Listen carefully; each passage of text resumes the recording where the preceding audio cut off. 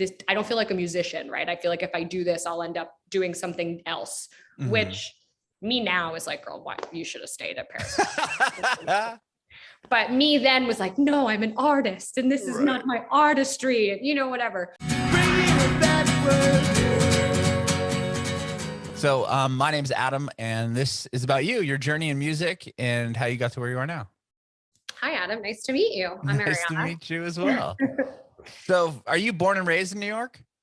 Yeah, I'm from New York. I grew up on Long Island, and then I moved into the city when I was in high school. So I say that I'm from the city, but I feel like it's a little bit of a lie. I don't want to, like, you know, I feel like Long Island people always get a little like, you're embarrassed from being here. What's the deal? You say you're from Manhattan, but being 13 and like to me, like that's still not a normal experience. Like going to high school in New York is still probably maybe not usual, I would say. So no, for sure. So you moved from, you said Long Island? I grew up in Long Island, and then I went to I actually moved into the city to go to like a performing arts high school because I was working.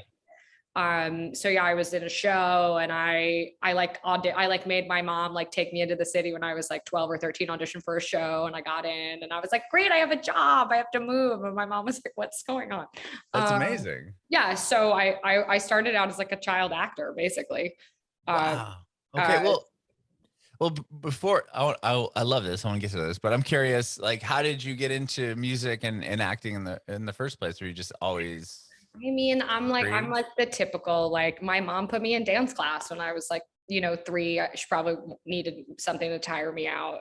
And, you know, it's just, this girl's got a lot of energy. Let's like throw her into that. I wasn't really like a sports person. I'm not like very hand-eye coordination is not my strong suit. And I just fell in love with dancing. And that was really how I started. And I was really little. I mean, I was like, you know, 5, 6. And then I sort of like made my parents like, I basically like figured out a way to let them take me, like let me take class as late as possible, as like you could at 10 or 11 or something. And they were like, this feels like maybe an unhealthy like attachment to this, but I loved it. I took like every class available.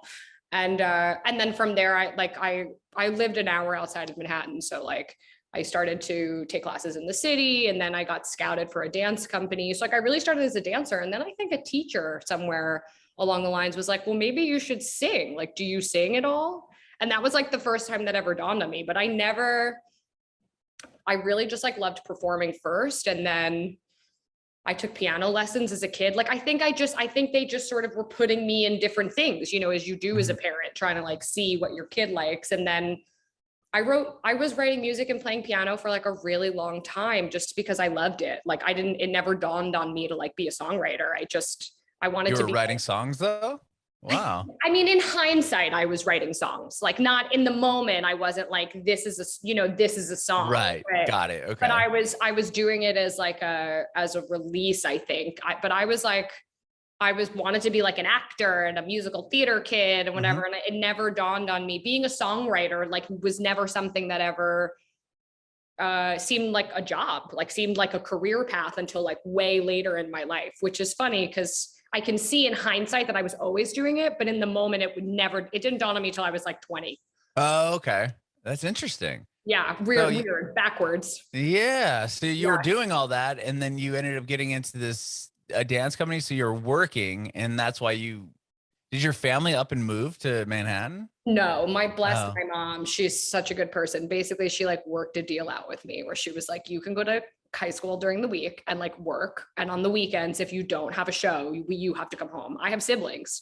So they were like in school. She was like, I'm not going to like uproot our family, but they had like a tiny apartment, like a little 1-bedroom in the city. So I would stay with her during the week. And then on the weekends, the rule was that I like had to go home to be with so like my whole family could be together.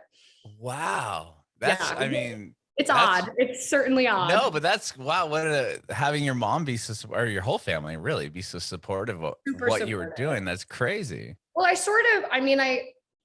guess, my family's like not in music. They're like business people. They're not like, like they like music, but no one in my family is like in any sort of like arts career. Right. And, I got a job. So I think that was really like, in their brains, they were like, well, we don't want to, they would have wanted to like stop me from doing that. I mean, I would think I was taking like classes on Saturday and whatever, but I think like getting hired for something sort of makes it feel more validating. Yeah. And then from there, I like, got an agent and a manager and all that stuff. And then I was auditioning, and then I was like working. So auditioning as in different what, like musicals, Broadway shows type thing, or like the show commercials?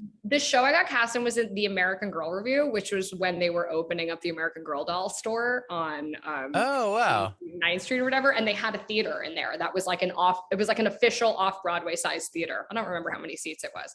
And we did like Good Morning America, and we did like all that stuff. And then, and then I was just auditioning for like everything. At that point, I was just like a kid in the like mix of things. I did TV, I did film. I would like go to, at the time, like North Carolina was when they were like where they were filming things all the time. This was like what was like on TV. Like this was when it was like the WB. Sure. Yeah. It was like, I mean, I was younger when like Dawson's Creek was on the air, but it was like in that like post that. And so, yeah, they were always really supportive, but I never, I went to NYU. Like, I was like, I wanted to be like an actor. And the whole time I just like played piano on the side and loved it. And also I think knew that something about theater, like didn't quite do it for me. Like I liked it, but I was like, there's something I knew by the time I like got to college, I was already like, I don't think I love this. And like, I guess like unbeknownst to myself, I had just been like writing music the whole time and was not hip to what I actually loved, which is great. Oh, interesting. Yeah, did you go to NYU? You went to NYU for performing arts? Yeah, for acting. I went to so like, I think when you, especially like as a kid, like if you have some sort of like success or like some sort of like outside validation telling you that something is like good or you should be doing that, it's easy to just sort of like tunnel vision in that kind of direction. And but I still loved it. And I love all that stuff. I love musical theater. I love acting. It just wasn't I make like synth-pop music now. So like, obviously it wasn't going to be my ultimate. Right. But you do those very immersed, like those shows with like, I was watching some videos on YouTube, like so cool. I want to talk to you about that. Yeah. With like the dancers, and it's like this whole you're almost in the middle, right, of the crowd.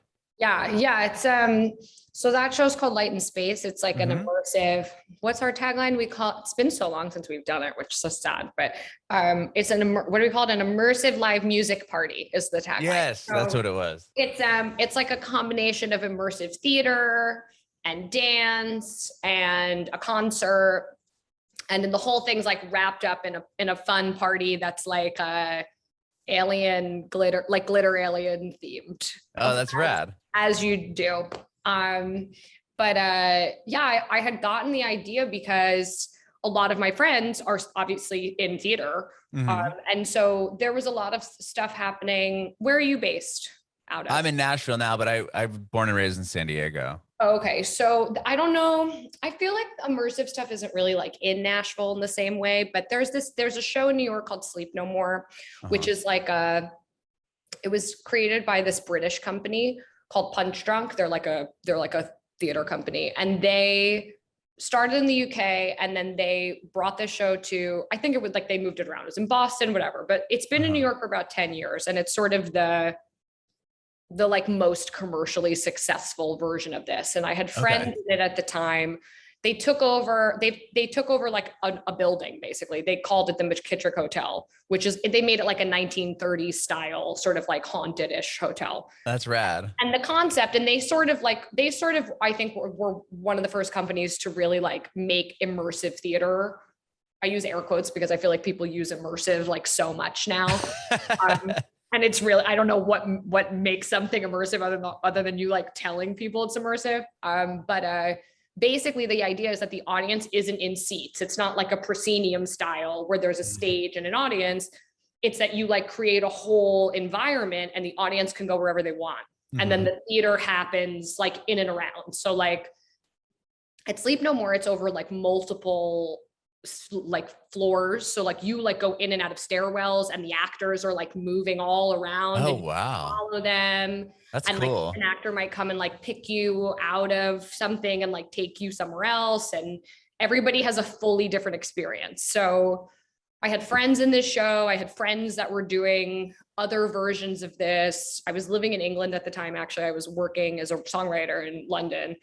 And there were like versions of this happening in England too. So I was like, this is very cool. This feels like the future of live shows, right? Live shows, which it has in a lot of ways. I mean, now it's like Spotify does the like Billie Eilish immersive experience or right. So it wasn't like quite a buzzword yet at the time. And I just felt like I was seeing it for film, and I was seeing people like adapt it with film. I was seeing people sort of do it with dance and theater. And I was like, someone's got to do this for music. Like, I don't understand what music is. I think music is sort of like an immersive experience in general. I think a concert is kind of like that. So that was kind of where the idea came from. And I kind of put together all the things I like the best. And it's a hybrid of this kind of like theater world mixed with a concert. And I felt like a party was like a very accessible way for people to like feel like they could just like show up. Yeah. I mean, it looks like people are just like dancing, having a good time. And like, there's just all this stuff happening in the middle of it all, which is, it's just dope. And people really like show up. Like that was something I was not anticipating. Like people come like fully covered in glitter. People come in like, full costumes. Like it's really cool to see. And you know, when you start something like that, you're like, am I insane? Is anyone going to come to this? This feels, am I dumb?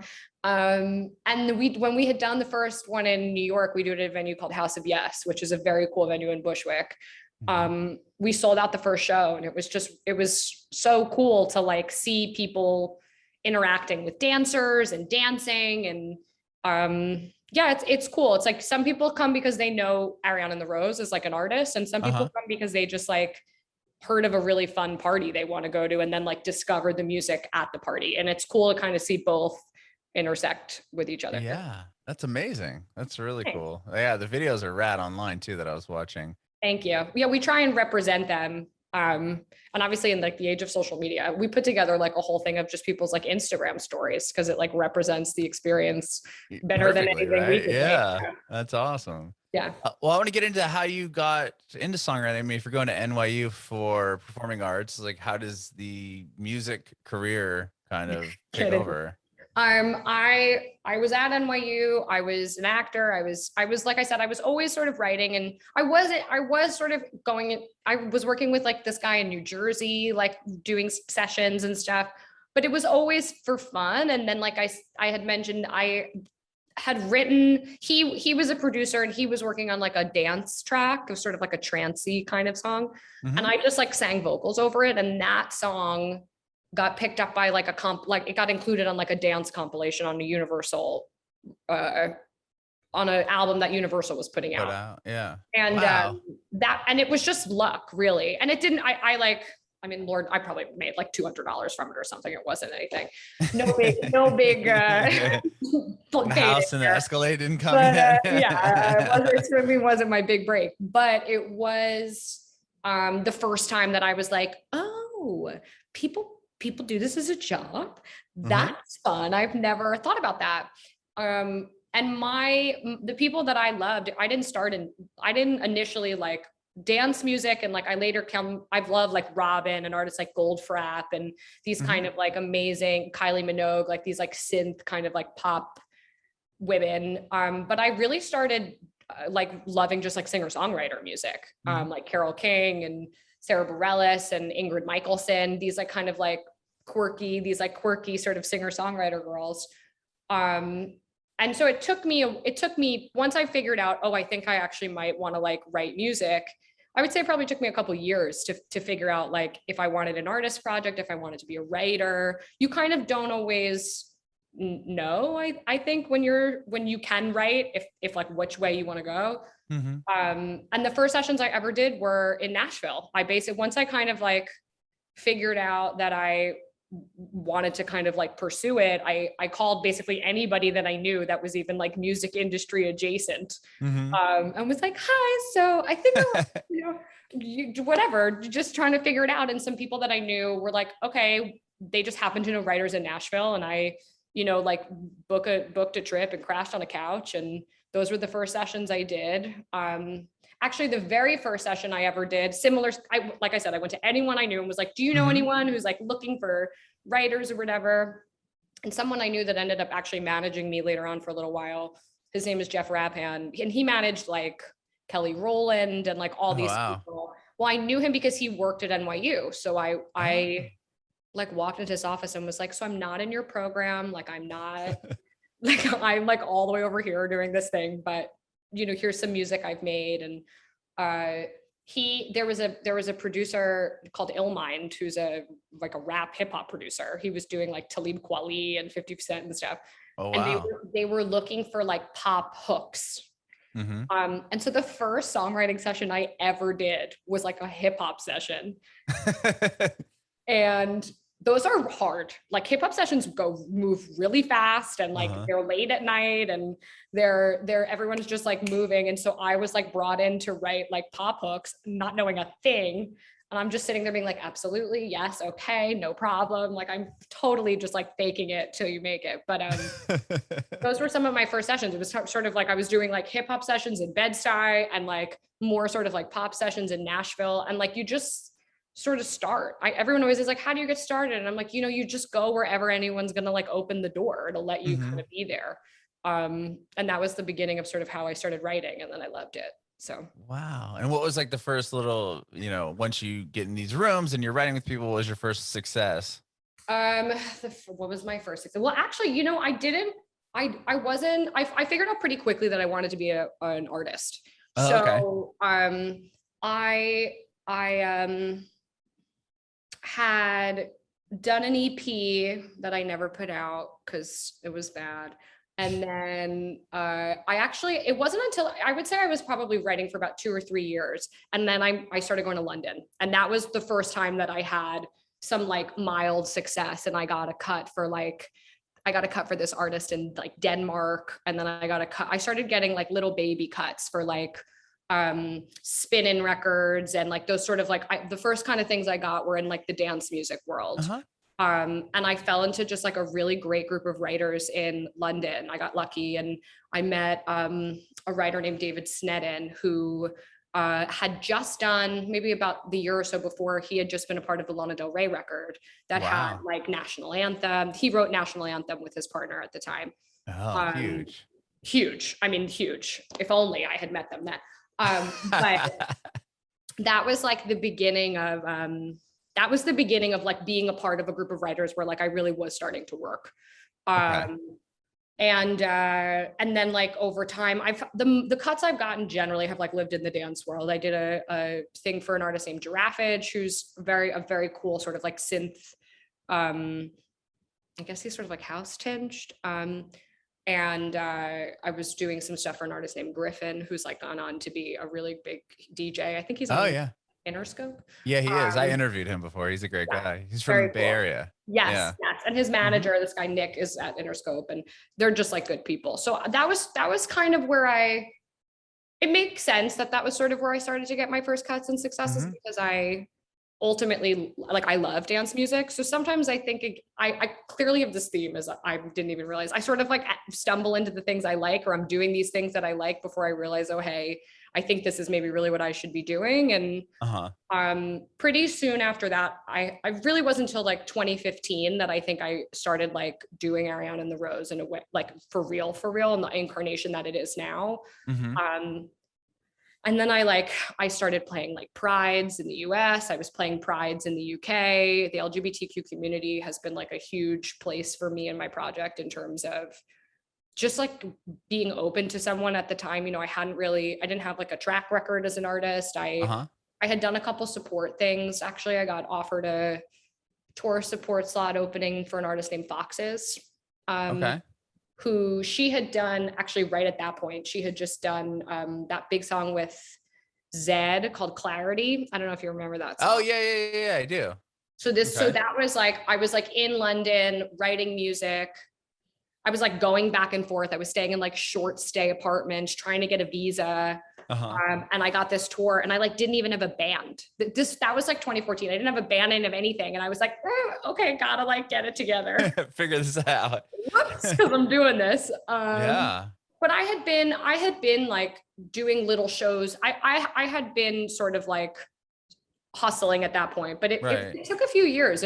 I would say it took like, I'm trying to think of like years, but like in terms of like, it was 20, whatever. Right. It took me a while, I feel like, to find my footing. And I think that that's like a piece in music, in any profession, that like is scary for people to talk about. They want to sort of be like, well, I started and then a year later it was like all going great. And like, that wasn't how it happened for me. I certainly like bopped around and needed to find my sound and find people. And at first I thought I wanted to just write, and then I realized I really wanted to be an artist. And so that pivot took me a second. And once I sort of found my like synth pop lane, that was sort of when I was sort of, got myself kind of going, I think. But it takes time. And I think that that's something I try, and whenever like a brand new artist is like, well, what do you think? I'm like, just like, let it go. Don't worry about, it's been 2 years or this. Like, I'm not saying, 55 and doing it for 100 years, which, like, listen, if you're 55 and pursuing music, like, live your life. But I just think this idea that it should all just like happen, that you should just know. I think the internet creates like a big pressure cooker for that for people. Well, especially now with like TikTok successes and stuff. So bad. I mean, that's why I love doing this podcast, because I'll learn these stories that people just assume like, oh, Lana Del Rey woke up and wrote video games and now she's massive. It's like, no, she did a million other things prior to that. There were like 14 incarnations. I mean, and that's like, even like Ariana and The Rose is a project. Like, I was debating even in 2015 when I like got kind of felt like I started to get it right. I was like, should I change the name? Because I had some singles, which are now not on the internet. But I had different versions of myself. I had sort of had, God, you forget about all this stuff. I had sort of had like a stint before I had kind of started to really do dance music and like get it kind of where it is today, where I was sort of leaning a little more into like the fashion crowd. So I went to like New York Fashion Week, and I got an opportunity to go to Paris Fashion Week. And like, that was like a whole lane. And I took a step back from that and was like, you know what, I think maybe this is not this. I don't feel like a musician, right? I feel like if I do this, I'll end up doing something else, which me now is like, girl, what? You should have stayed at Paris. But me then was like, no, I'm an artist and this is not my artistry, and whatever. So like you try, I feel like you try things, right? You kind of like, you're like, you knock on a door and you're like, is this where I want to go? Or is that where I want to go? And I think I always was going to end up doing electronic, synth music. I always loved it. It just took me a minute to figure out how, and then ultimately end up doing shows like Light and Space and all these things that like melded everything into one kind of. Yeah. And you've had like with Love You Lately, you had the remix done by Roosevelt, which I think is rad. Yes. I interviewed him too. He's a great guy. What a cool. So nice. Experience. He's like blown up. I mean, that all came out of, that was like, I would say, so all that happened in 2017. And I had been in the UK for a few years, and I was like, okay, I really feel like I can go to LA now. I felt like I had enough going on that I felt like I could go to LA and start being in the sessions in the rooms that I like wanted to be in. LA, I think is at least in my experience, I think LA can be tough in that way, that just like showing up with like your bags in LA is not something I would suggest. But I mean, I've lived in San Diego my whole life, and like we'd go up to LA all the time because the venues are better to see artists. And it's like, this town is so big, and it's like I wouldn't even know where to start if I wanted to try to get involved. 100%. I mean, listen, I think anything, you want to go somewhere, you have to be there, like anything, if you want to kind of make headway. But London just happened to be where they were making my kind of pop music. And so I felt like showing up in LA with things to kind of like show for myself was just helpful in terms of getting sessions. I had music that I could say. Yeah, like credits, right? Exactly. Or I had some cuts. Not like a ton, but I had some cuts. I had like my own work that I had put out. And and Love You Lately just came out of a session. I did a writing session with RKCB, their publisher. We didn't know who it was going to be for. We just wrote a song. We were like, do we want to pitch it? Who wants it? Do you want it? Do I want it? What do we want to do? And we were like, let's just do it as a duet. Seems like it feels like a cool duet. And that was sort of how that happened. But we didn't go into that session kind of thinking anything. We would have been just as happy to give it to somebody else if they wanted it.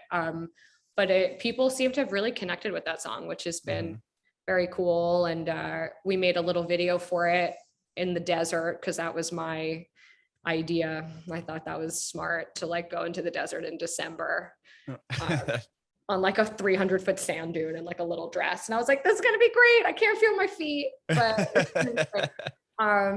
it's, that I think that putting out that EP, which is called Retrograde, that was the first EP. I put out a song called Super Cool, and then Love You Lately after that. That was the first EP that as an artist, I felt like I started to really actually see like building a fan base and building, seeing a response. So that was the beginning of that. And then I did Light and Space at the end of that year. So that was sort of really the first time I felt like I saw things like resonate, at least online, in terms of like numbers and messages and comments and building a social following and stuff like that.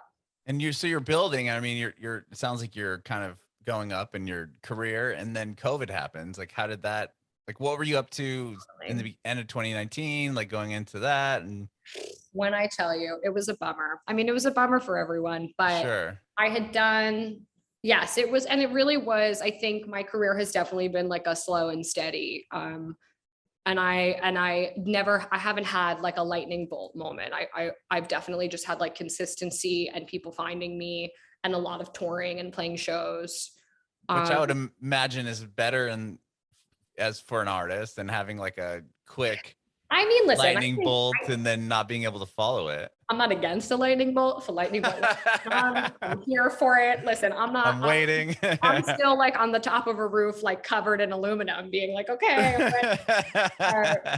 But I think that however it happens, I think in some ways social media has been detrimental to artists. And I think in other ways it's been incredible for artists. And this idea that it's like Madison Square Garden or bust is like not real. You can make a living as an artist and create like a touring story for yourself. And, like music licensing, film and TV licensing has been a huge part of how I've been able to be an artist and I'm an independent artist. So I think that, I think there's a lot of different ways. And I think COVID really amplified that. I think COVID made everything completely online, right? So you were seeing like people blow up on TikTok who like had never released a song before or like played a show or anything. Like Palfu is a great example. I mean, he had that huge hit and he's never, maybe he has to this day, but when I talked to him, when I interviewed him in the middle of COVID, he had never played a show. Which is crazy. I mean, and we'll see, right, how that translates, because there's nothing that,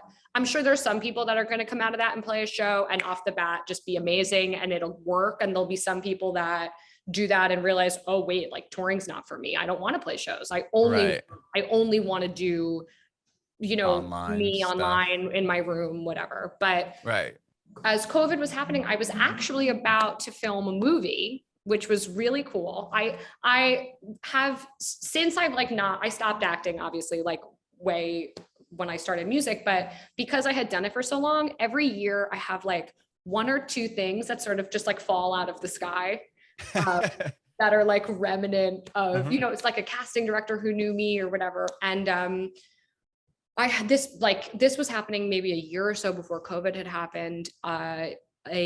This director who's wonderful had was looking for a song. He had done he's a director that has a marketing company. His name is Elia Pedrias. And he I feel like I'm saying his last name wrong. So if this gets into the podcast, I'm sorry, Elia. But it'll make it into the podcast.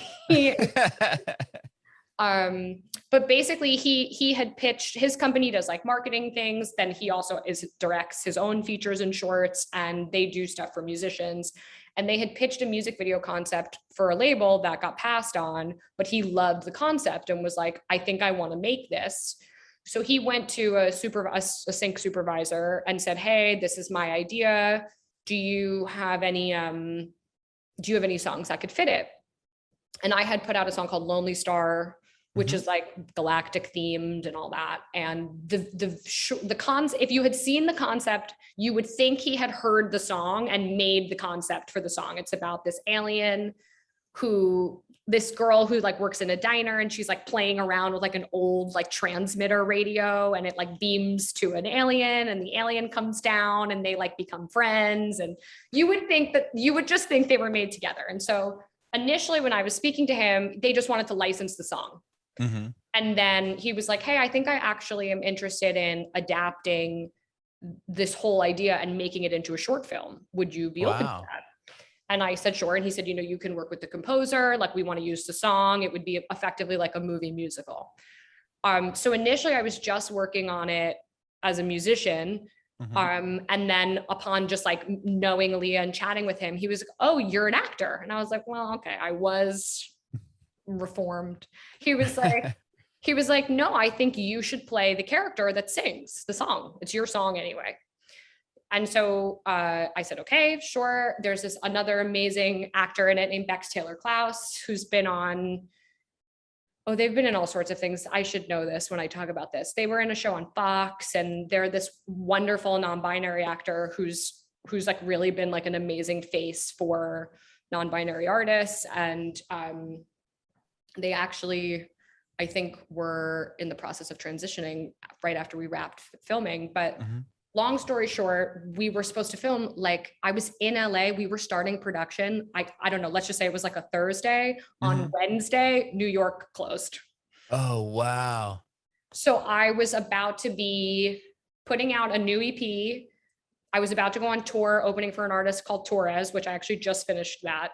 Yeah, I saw that online. That's cool. I had to leave, which is a separate issue, but a few weeks ago. So I would have been like filming, whatever it was, only a week or two of filming. I would have gone right into tour, putting out new music. And then it was unannounced, but we were starting a yearly residency of Light and Space at House of Yes. So it was like, I would have filmed through March, been on tour through May, and then started Light and Space in June. It was like I had the whole rest of the year like planned out, which for a musician is like a really big deal to be like, I know what I'm doing for the next whole year. This is right. Amazing. Yeah.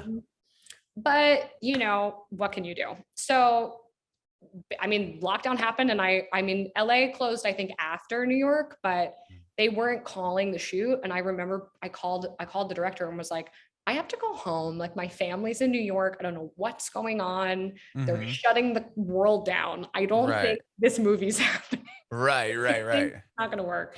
So I flew back to New York, and everything I basically just like wiped the board. I wiped the music. I wiped everything. The tour got canceled or postponed.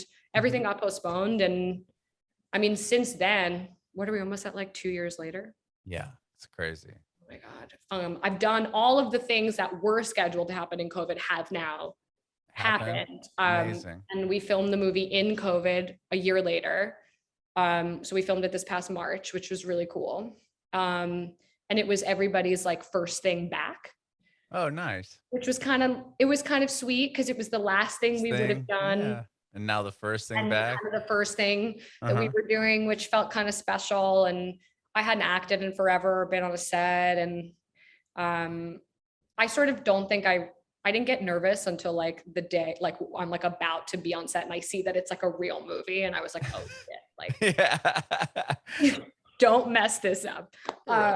There's a great clip that is not in the movie, but I run at a certain point to like answer a phone, and I just like wipe out. Like, I just totally miss the phone, like it's bad. So I was like, yes, I'm so professional. That's funny. But yeah, I basically, I mean, I think like a lot of musicians took COVID and made new music. So. And then you have a new song out.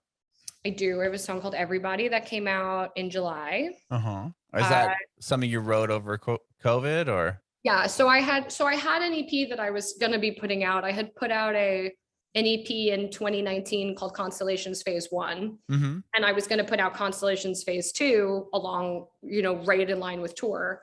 But once COVID happened, some of those songs, it was like the songs felt like, I don't know how to describe it. With everything going on in the world and the country and just so much heaviness. And I just felt like, why does anybody need to hear from like me specifically as an artist? I had a moment where I was sort of like, do you really need to put out like another pop song? Does it mean anything? And I wasn't going to pivot to making, like, I'm not a Tracy Chapman writer, right? Like, I'm not going to be able to like harness, I think, political songs. I don't think anyone needs to hear like a white cis girl like chatting about that right now. I think the space for other people is more important. And so I was like, okay, but what can you do? Like, what do you want to do? It just took me, I just needed to take a second and be like, what is it that you want to do with your music? And I kind of went back to a similar concept of what Light and Space is, which is I want to make space for other people. I want to use the music and the shows as a place for people to feel safe, to use them as a release or catharsis or whatever they're needing, a safe space for however anybody identifies, wherever they come from. And I kind of like dug back into that. And for me, like, that's what a dance floor does. I think that's why people like to party. I think that's why people like to dance. They love sort of getting lost in it. A dance floor feels like a very sort of neutral place. And we weren't able to do that for a really long time. So I kind of went back and made an album that was really ingrained in that. And it's like an exploration of sort of more dance. I'm hesitant to say dance music because I think people think like EDM, which is that's not what it is. It's dance in the sense that it's like for a dance floor. So it's, it has like 90s sort of house vibes. It has some Madonna vibes. It has some 80s. We kind of like explored it through the decades, I guess. And the world was really sad while I was making the record, and I wanted to make something for when the world opened, not as the world was closed. Not a sad record.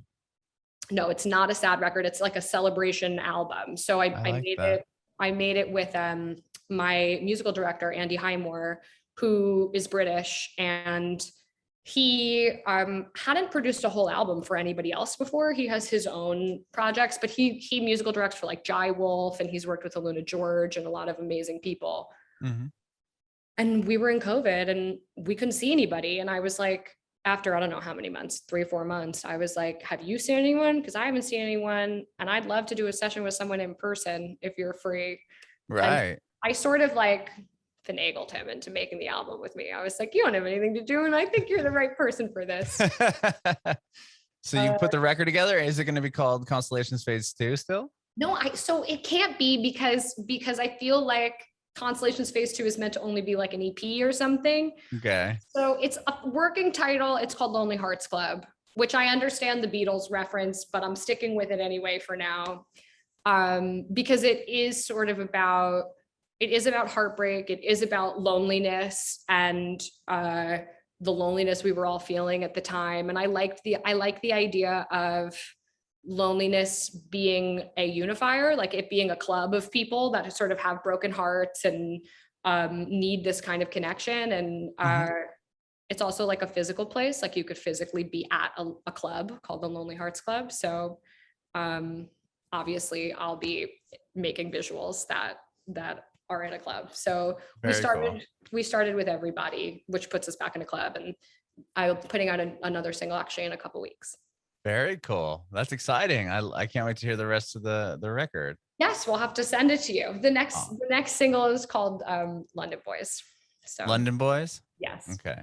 Awesome. Well, I cannot wait to hear it. And I appreciate your time, Ariana, and thanks so much for doing this. Yeah, thank you so much for having me. Such a pleasure. Yeah, I have one more question. I want to know if you have any advice for aspiring artists. Advice for aspiring artists. Ooh, good one. I would say find people who love what you make and you love what they make, and don't worry about who they are, who you are, where, you know, just like go on the hunt when you're first starting for people that you just love what they do. Because I think that that's the first step to making things that you ultimately like, and making good music with people you like is already ahead of the game and will open doors in a way that nothing else will.